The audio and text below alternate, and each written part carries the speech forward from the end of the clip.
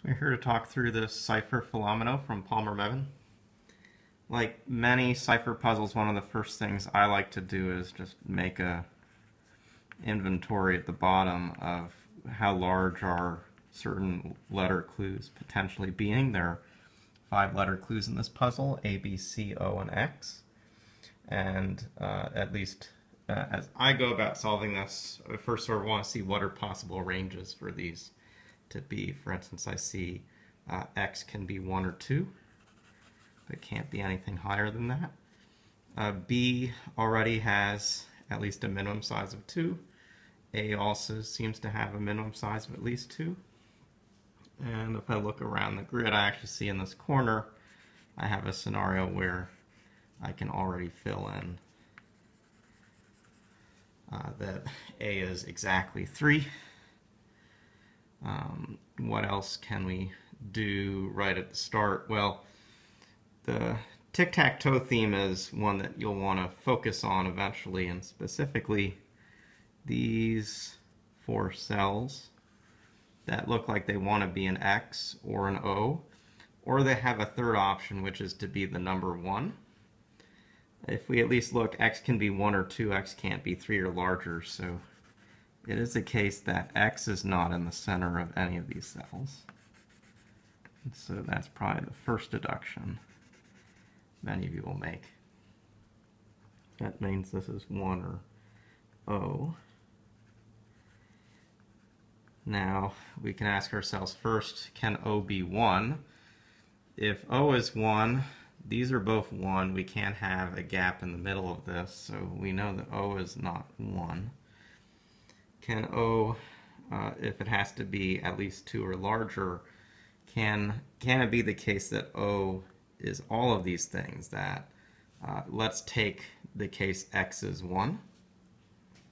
We had the choice 1 or 2. If X is 1, then it turns out that none of these can be 1. They all have to be O. So we'd have O, O, O, O, O, O, O, O, O. We'd have a total of 9 in the space. Looking up in this corner, I see that O can only get as large as 7. And so collectively, I need to be able to make some of these 1s, and maybe some of them O's, it's not clear, but some of them 1s, which means, most crucially, X is not 1, X is 2. So I get this, get this. This is going to be an X in one of these directions, but the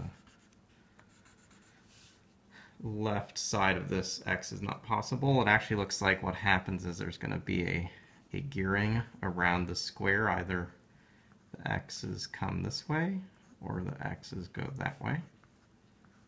That's probably going to do something to pin off this region, so we'll come back to that in a bit.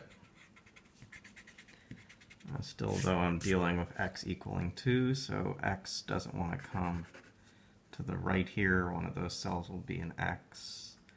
X does want to come here, there, X coming down right here, X coming down right here. So that's a good start. I actually see that I haven't yet marked that C can't be 1, and we actually now know that no letter can be smaller than 4 that's left over, so O, for instance, has to take this cell. That's where the X goes. O still needs to take as many as it can. It gets up to 4. That's its limit. So we'll fill that in here at the bottom. If O is 4, at least that cell is used. C needs to be at least as large as 5. So we'll place at least that many in. This is X and this A just sort of fills that out.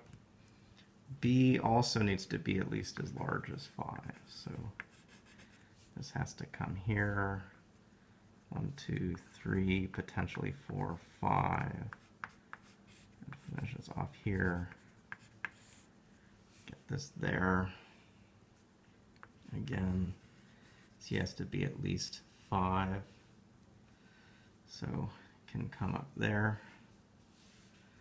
Now we get to kind of constraint you'll run into in puzzles like this, and it's almost just your ability to map the space as well as anything. This B can become 9 or larger if these join right here, or there's an opportunity for it to just be exactly 5 and come up.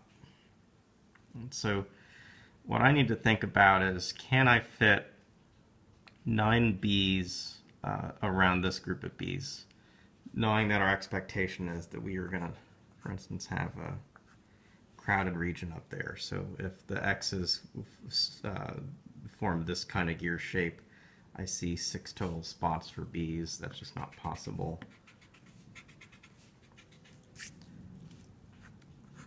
If the X's form this shape, I see 1, 2, 3, 4, 5, 6, 7, 8 places for B's. So again, I can't get as large as 9.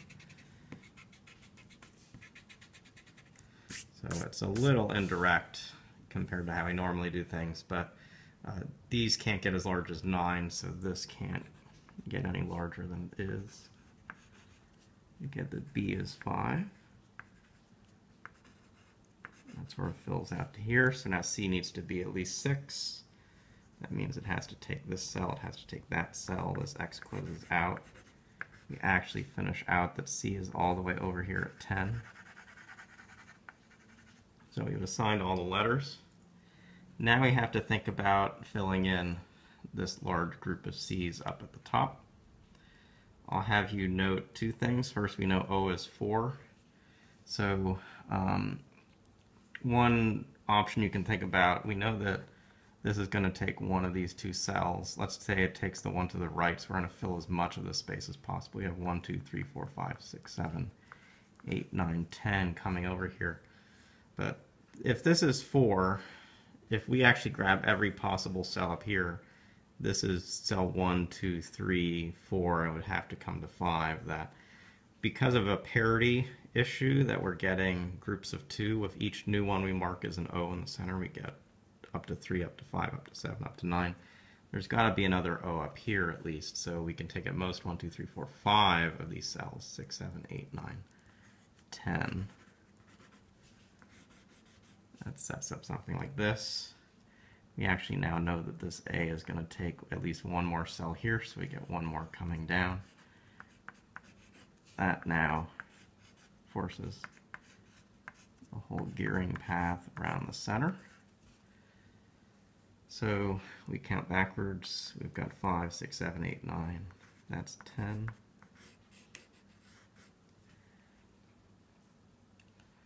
We will have to deflect that X this way.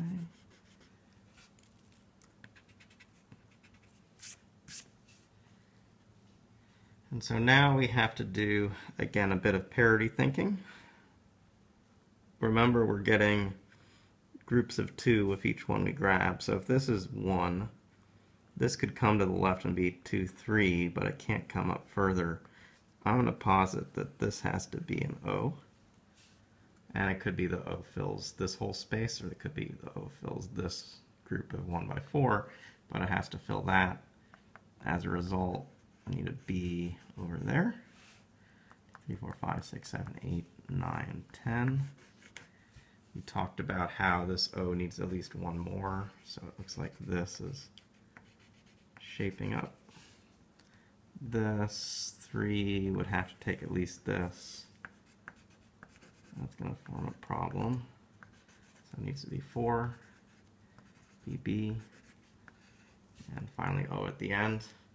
I solved this just in letters. You may have solved it by writing in numbers.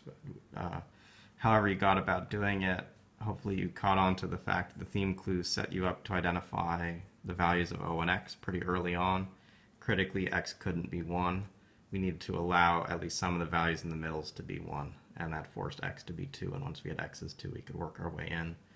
And figuring out which of B or C was very large was the final step, but a pretty clever puzzle, and we're glad to have more contributions from Palmer coming. We'll see you again in the future.